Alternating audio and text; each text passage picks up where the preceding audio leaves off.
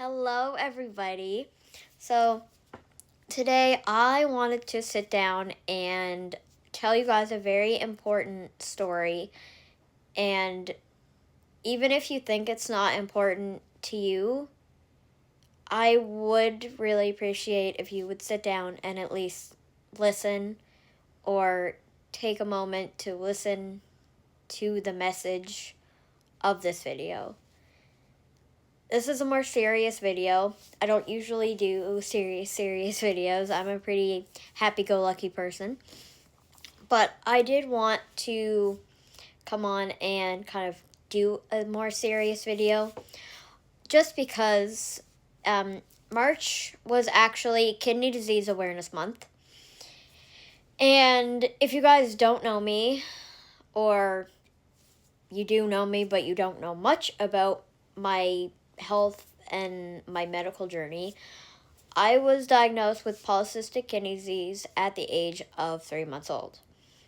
Now, why am I sitting here? You're thinking I'm going to tell you about kidney disease and a boring story and whatever. Not exactly.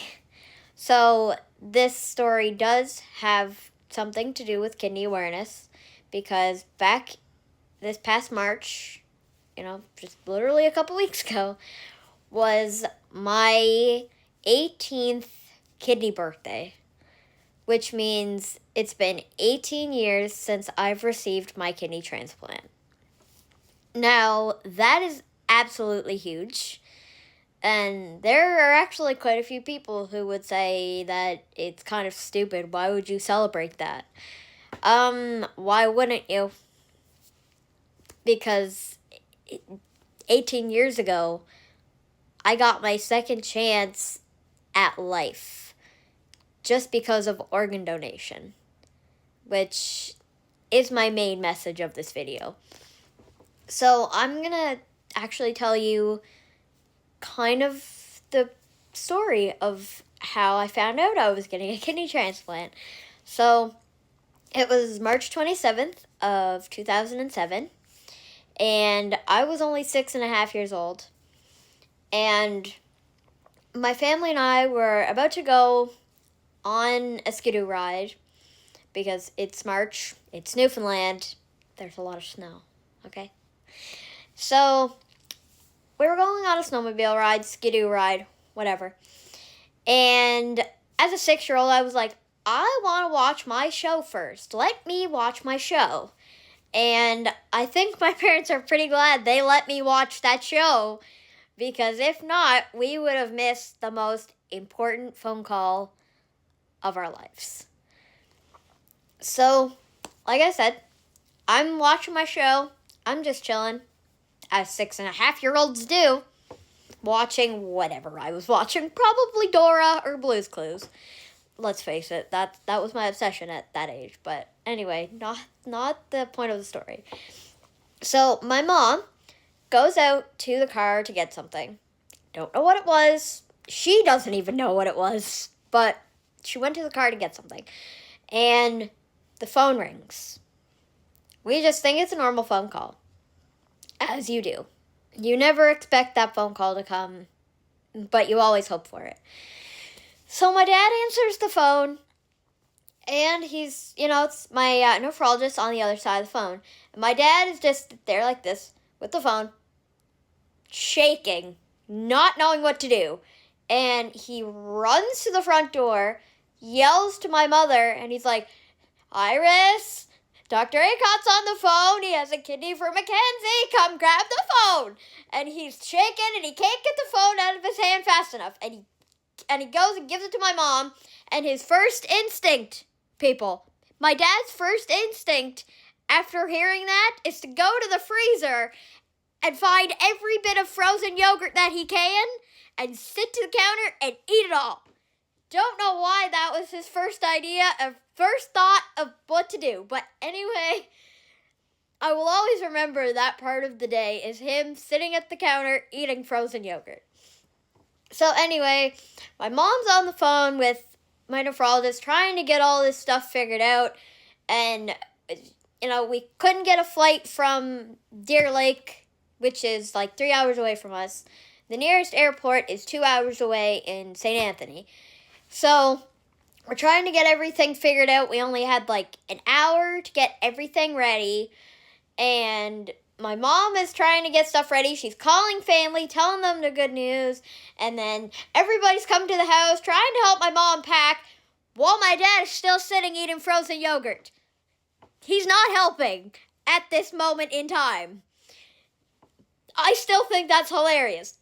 But anyway, so we get everything ready and we just get out of the house as fast as we can.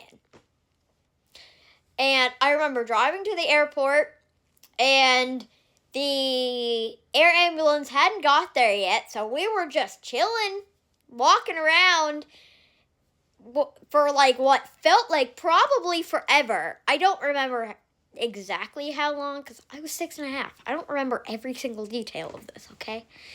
But we're walking around what probably feels like forever to my mom and dad, and I'm just having fun because as a 6.5-year-old, you don't care about much in life, honestly.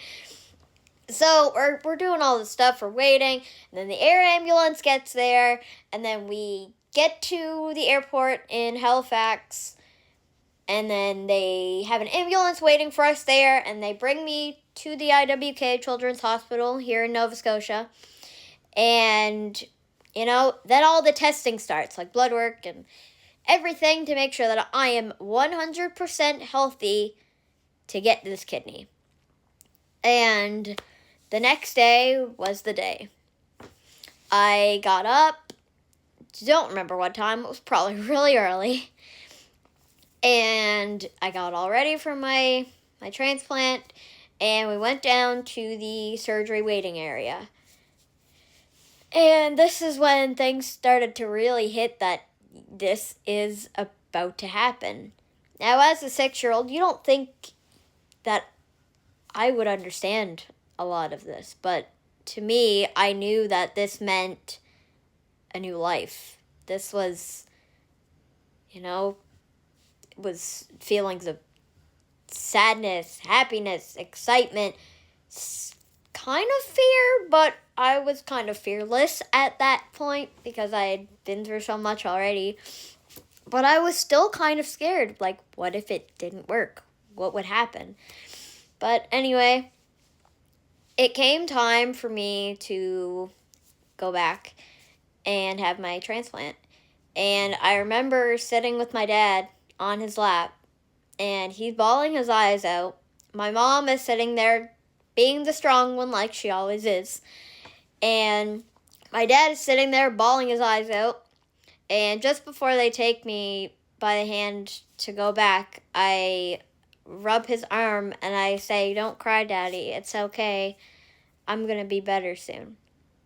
And that really hits hard because as a 6-year-old, you never think that you're going to be aware of what's happening and, like, you're going to be that strong and you're going to be stronger than a man, than your dad. You never think that, but I always remember that moment, and that was such a special moment for me and my dad too, I guess. Well, for all of us, because this was the moment that was about to change our lives forever. So they bring me back, and 4 hours later, I wake up in the ICU, and I had my kidney. I had a brand new kidney. Now, I am running out of time, so I am going to do a part 2 to this video, but I hope if you don't come back for part 2, I hope you at least listened to this part of my story, because March 28th, 2007, 18 years ago, was the moment that I got my second chance at life, and it was the day that changed my life forever. And I really, really hope that you guys really consider organ donation, because it can save a lot of lives.